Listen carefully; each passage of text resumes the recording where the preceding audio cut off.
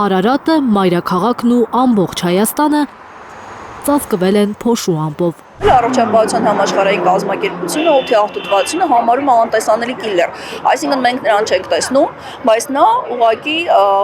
մեր առողջության վրա ունի ամենասարսափելի ազդեցությունը։ Բայց Երևանում նա ոչ թե անտեսանելի կիլլեր է, այլ նա շատ լավ տեսանելի է եւ մենք բոլորս այս ամեն ինչի հետ առնչություն ունենք։ Օդի աղտոտվածությունը գերազանցել է թույլատրելի առավելագույնը։ Օրինակ, Կենտրոն վարչական շրջանում նոյեմբերի 14-ին փոշու մակարդակը 6 անգամ գերազանցել է թույլատրելի 150 միկրոգրամ խորանարդ մետրը։ 950 միկրոգրամ խորանարդ մետր է եղել փոշին Երևանի սրտում։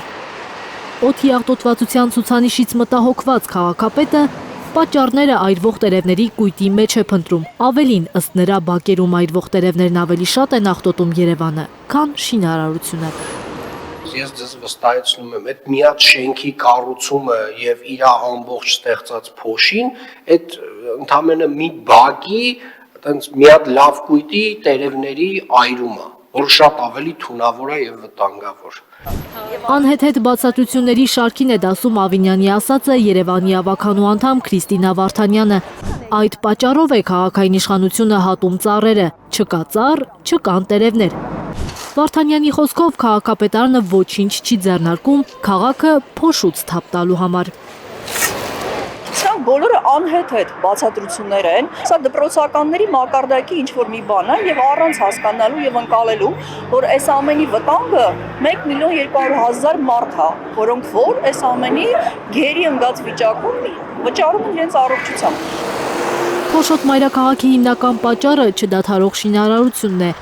առանց նորմերի պահպանության, ասում է Քրիստինա Վարդանյանը։ Շինարարությունը բացի նրանից, որ անկանոն է իրականացվում,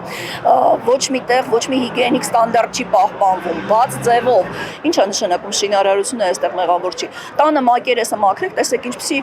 հող փոշի այդ հենց բանն է մակերեսներին նստած։ Իսկ զբոսաշրջիկներն այդպես էլ չտեսան Արարատը։ Վլադիմիրը Կրասնոդարից է եկել Երևան։ Հույս ունի բախտը կժպտա իրենց ու մինչև շաբաթվա վերջ գոնե մեկ ակնթարթ կտեսնեն Արարատը։ Դժգոհում են, Երևանում շնչելու օդ չկա։ Вчера мы были в центре, на площади как раз. Երեք մենք կենտրոնում էինք, Հանրապետության հրապարակում, շնչելու օդ չկար։ Дышать было нечем буквально. Տպավորություն էր, որ ամբողջ քաղաքը ծխել էր, բայց դա անհնար է, դժվարությամբ էինք շնչում։ Զարուհի Սահակյան, Աշոտ Մնոյան եւ Էլեն Յահինյան, Հայլուր։ Հայաստանում եւ աշխարհում տեղի ունեցող իրադարձությունների մասին առաջին իմանալու համար բաժանորդագրվեք մեր ալիքին, սեղմեք զանգակը, որ բաց չթողնեք ամենահրատապը, ամենակարևորն ու հետաքրքիրը։